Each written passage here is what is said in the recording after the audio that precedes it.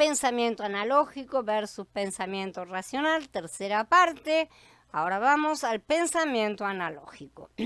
Antes de tratar de explicar el pensamiento analógico, el tipo de pensamiento que los escritores de las escrituras usaban, déjenme decir que no hay nada malo o infame per se, ni defectuoso ni nada sobre el estilo de pensamiento lógico-racional. Desde que nosotros aceptemos que no es el único estilo de pensamiento, que es lo que pretende este sistema, que tiene limitaciones inherentes. Además, por ejemplo, el universo como fue creado por Yahweh no opera necesariamente en la manera racional lógica, como estudiosos y científicos quieren hacerlo ver. Ellos quieren que las cosas encajen en sus cajitas de manera tal que lo que van a hacer es, si no entra, lo tiro y me armo el mío. El mío va a entrar. Y eso es lo que ha estado haciendo todo este sistema, toda esta humanidad. El ser humano se la ha pasado tratando de buscar explicaciones que le satisfagan a sí mismo para las cosas que lo rodean, las cosas que le traen curiosidad y que de las cuales se hace preguntas. Pero simple y sencillamente no ha preguntado al autor cómo es que funciona. El pensamiento lógico racional es necesariamente centrado en el hombre y vamos a saber, bueno, de movida de dónde sale esto, ¿no es cierto? Sabemos de qué árbol viene.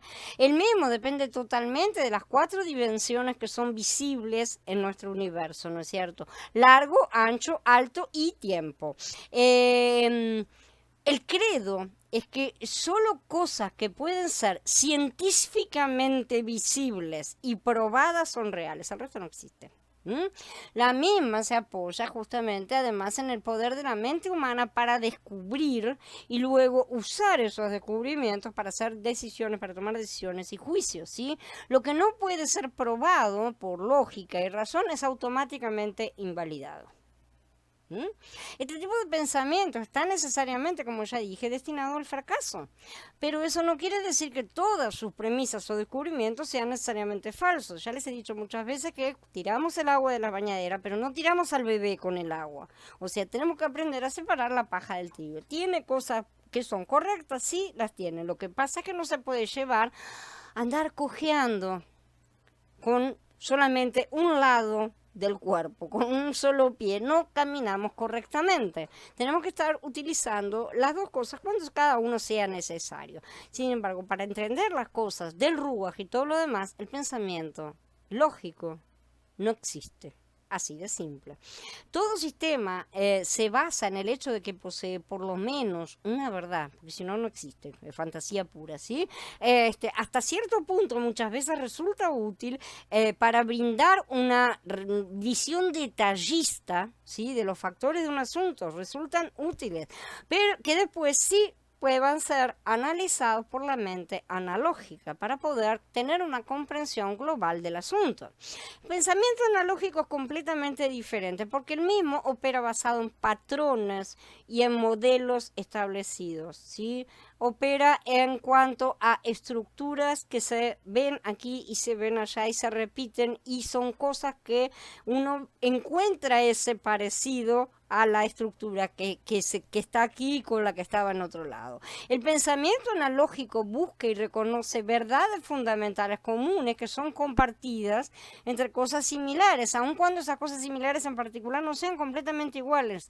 Por eso se dice que es analógico, porque no es algo que es análogo, es parecido, pero no exactamente igual. Por ejemplo, el funcionamiento de las alas de un avión es hasta cierto grado similar a la operación de las alas de un pájaro o un insecto volador. Ciertamente, más allá de la habilidad de volar y de tener estructuras que sobresalen llamadas alas, ¿sí? Hay pocas similitudes entre el pájaro y el avión, ¿no es cierto? Y aún así las estructuras del avión fueron desarrolladas bajo la observación de las aves y sus estructuras, viendo cómo era, ¿sí? De manera que los mismos principios de aerodinámica están trabajando tanto en las aves como en los aviones. El pensamiento analógico recae en relaciones y conexiones. Por ejemplo, veamos cómo al leer la Torá en general y Vayikra en particular, las escrituras no intentan explicar la razón para cada ley nueva o instrucción. Más bien se ve que a continuación aparece otra ley o instrucción, ¿no es cierto? Diferente pero similar. Y uno piensa, no, pero esto es un subtema del otro, o cómo queda, cómo lo acomodo, porque el pensamiento lógico quiere acomodarlo todo en cajitas, ¿sí? Así se añade una más, viene a la composición, después otra y después más tarde otra más, ¿no es cierto? Y esto va levantando una estructura que para la mente racional no tiene sentido. No puede ser analizada con la mente racional. Sin embargo, para la mente analógica, la relación entre todas estas leyes e instrucciones crea un retrato en general que establece el significado, que está más allá de lo que se ve en superficie, por así decir, no está en la palabra, sino en el concepto interno que implica. Por lo que si cuando estudiamos Vallicra nos hacemos preguntas como por ejemplo, ¿por qué nosotros no podemos comer cerdo? Si esperamos una explicación racional, no vamos a encontrar sentido. Muy probablemente no se encuentre. Pero en realidad la respuesta es sencilla desde el razonamiento analógico, porque la ordenanza cumple con los principios subyacentes detrás de todas las otras leyes, lo cual ¿qué quiere decir? Está de acuerdo y tiene armonía con todo. Por lo tanto, es lógico que así sea. Para el pensamiento analógico, esto es completamente lógico. Es conforme al entorno, o sea, al total de las leyes. Poner una ley que no concuerda haría estridencia, ¿no es cierto?, dentro del pensamiento analógico. Y es que la nueva regla es levantada con el propósito de llevar al individuo a permanecer en relación perfecta con todas las otras reglas. Cada regla está en perfecta relación y armonía con todas las otras reglas. No hay ninguna que esté fuera, aunque al ser humano lógico racional le parece que la Biblia se contradice, ¿no es cierto? El patrón original de Bereshit, por lo tanto, llega a ser el contexto en el cual todo lo demás que viene después, todo lo que viene después, Bereshit es el comienzo, todo lo que venga después tiene que ajustarse al patrón de Bereshit, ¿sí? Porque allá son presentadas las bases. Por eso enfatizo tanto en la comprensión del principio y del plan de Yahweh, ¿sí? Sin comprender estas pautas fundamentales no podemos entender el resto de la estructura que se levanta. Y entonces se van a estar preguntando por qué y la respuesta está en vean el todo, porque ahí es donde está el plan. El pensamiento racional aquí no aplica. A pesar de ser el creador e inventor de este tipo de pensamiento también, ¿sí? No funciona así la mente de Yahweh. Él creó todas las cosas, así que ese tipo de pensamiento también.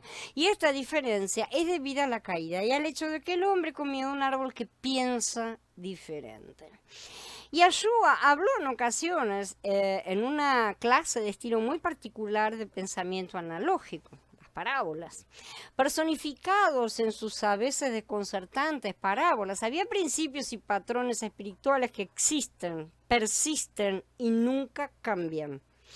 Pero él los tomó como base al aplicar los principios de los patrones establecidos y entendidos, los patrones de la agricultura, por ejemplo, ¿no es cierto?, las semillas y todas esas cosas, a otras cosas que no eran bien comprendidas. Se hizo similitudes, formando imágenes que en la superficie tenían similitudes.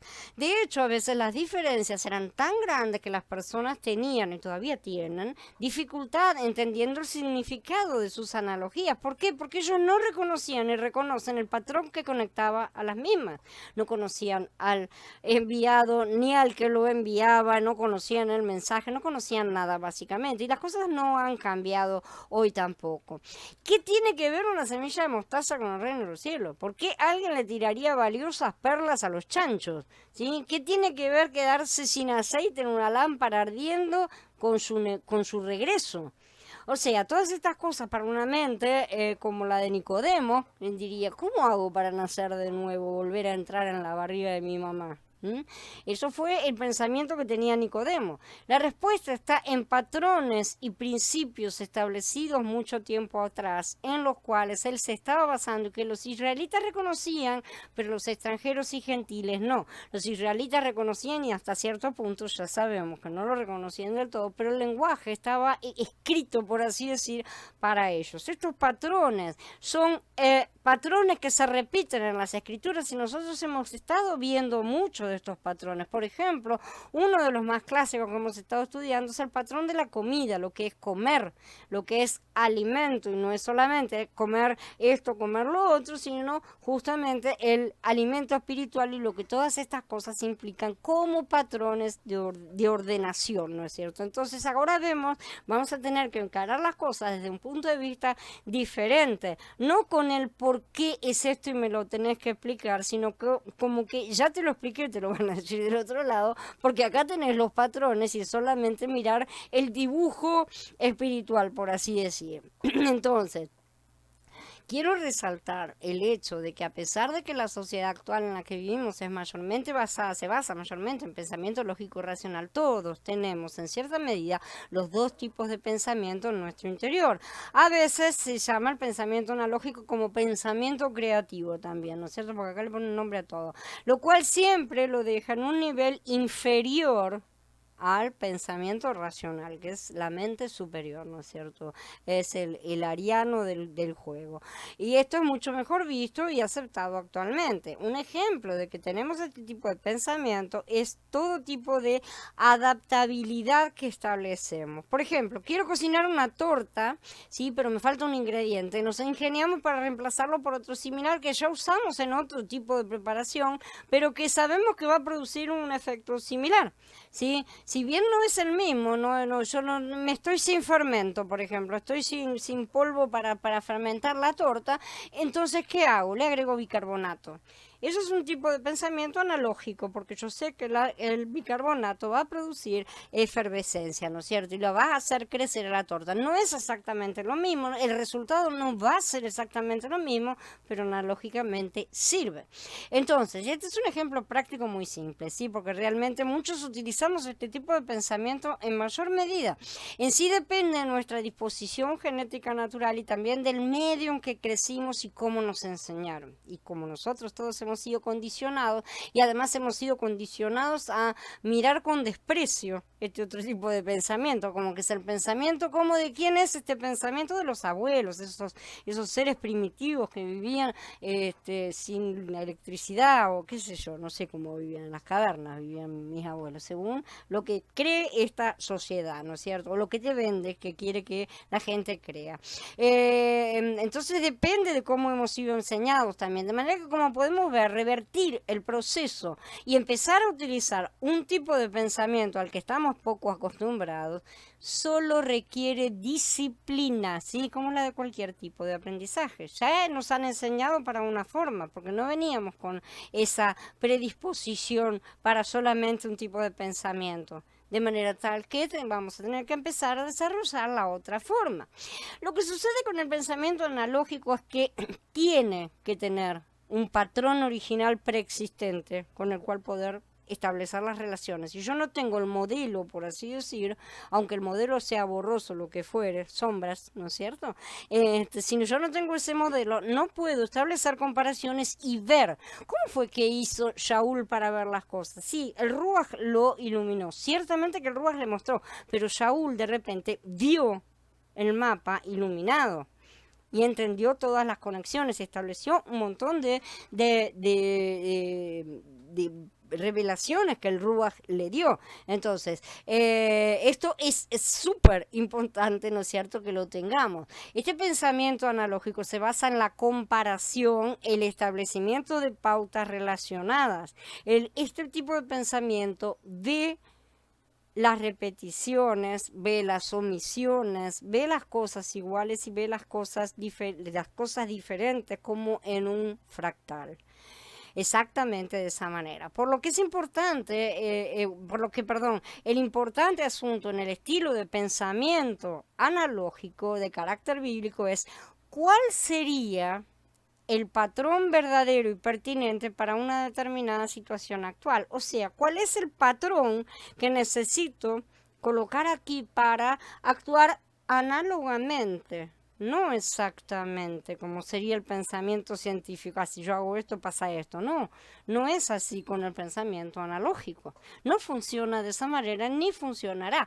En el estilo de pensamiento griego la búsqueda apunta siempre al por qué, ¿sí? Y al cómo. Pero en el estilo de pensamiento hebreo, que es analógico, el estilo bíblico, ¿sí? La búsqueda apunta siempre a cuál de los patrones que tengo es el que tengo que utilizar. Reconocer cuál patrón sirve para una regulación o circunstancia en particular, ¿no es cierto? Se puede aplicar hasta que el significado intrínseco de la regla se vuelva cada vez más claro y se va esclareciendo en verdad, realmente. El pensamiento analógico tiende a ver las cosas como microcosmos, ¿sí?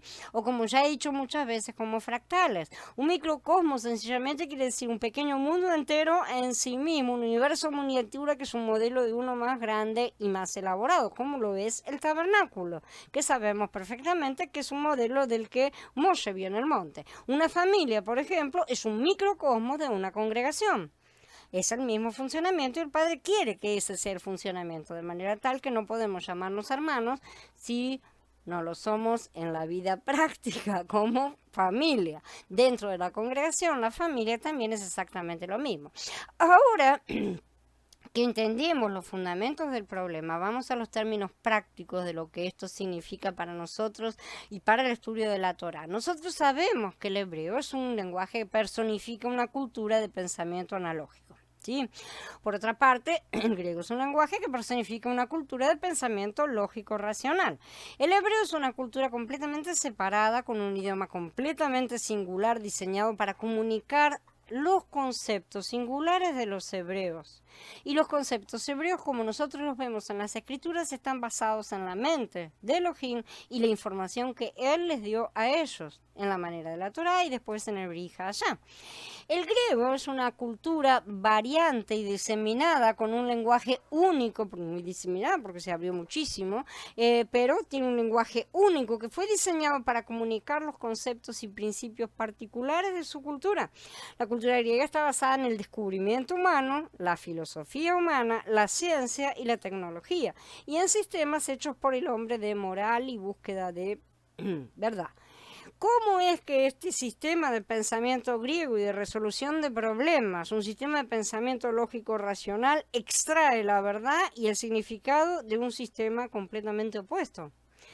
¿Cómo es que los conceptos hebreos que existían únicamente en la mente de los hebreos, ¿sí? Nacidos de una cultura hebrea y expresados en un lenguaje hebreo, llegan a ser comunicados en plenitud para las mentes de hombres como nosotros o como los antiguos griegos, que habitamos en medio de una cultura griega, la cual no tiene estos mismos conceptos y ni un vocabulario ni la propia lengua para poder describir exactamente? La respuesta es no muy bien. No nos damos muy bien. Ahora bien, ¿es el hebreo de alguna manera bueno y el griego malo? No, por supuesto que no. Afirmar esto es ignorancia. Elohim creó todos los lenguajes cuando los confundió y les dio a cada uno las bases. Y un idioma es relativo a quien lo usa y no al revés, ¿sí? De hecho, él absolutamente forzó la proliferación de lenguajes en la raza humana en la Torre de Babel. Él quiso que así fuera. Él conocía y tenía buenas razones para permitir que el Brit Hadashah saliera a las calles también en lenguaje griego. Él lo permitió al final de cuentas. Tan imperfecto para iluminar apropiadamente estos conceptos hebreos que lo ha mantenido en oculto para que viendo no vean y oyendo no escuchen.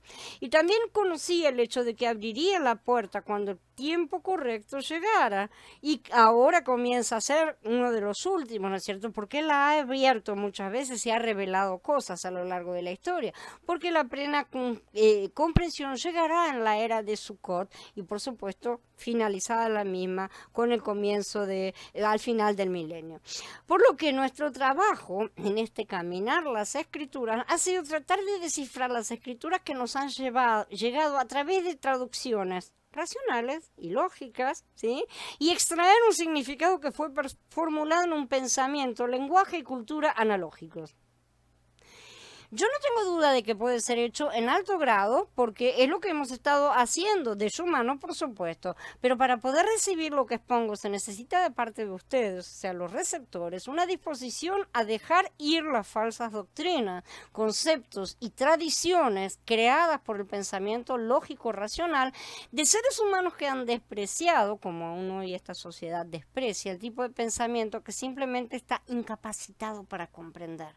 No consigue entenderlo, entonces lo menosprecia. No es que el pensamiento analógico sea primitivo, sea simplista, sea de personas sencillas o de personas que no piensan, piensan poco, ¿sí? Simplemente es que el pensamiento lógico racional no puede entenderlo. Tiene una grave incapacidad en ese sentido. No es absoluto. Al pensamiento analógico, por otra parte, también no le va bien con el tipo de sistema lineal del otro pensamiento, por lo tanto deberíamos ver que tienen que ser complementarios. Entonces, como no le va bien al pensamiento analógico, este tipo de pensamiento que no lo entiende, lo rechaza, ¿sí? Haciendo así de manera de no sentirse como fracasado por su incapacidad. No, yo no soy un tarado que no consigo entender. Vos no existís. Ese es el razonamiento que los deja tranquilos. Los hombres que no pudieron ser flexibles para tratar de acercarse a las escrituras hebreas y al Berija de allá con una mentalidad similar a la de aquellos que la habían escrito, terminaron determinando la muerte del pensamiento analógico. Claro, esto hubiera involucrado validar la cultura judía, el estilo de pensamiento judío, algo que para mediados del segundo siglo era impensable, ya que los gentiles controlaban la congregación. Y cuando digo los gentiles estoy refiriendo a personas que venían de diferentes naciones y no querían ya nada judío que permaneciera.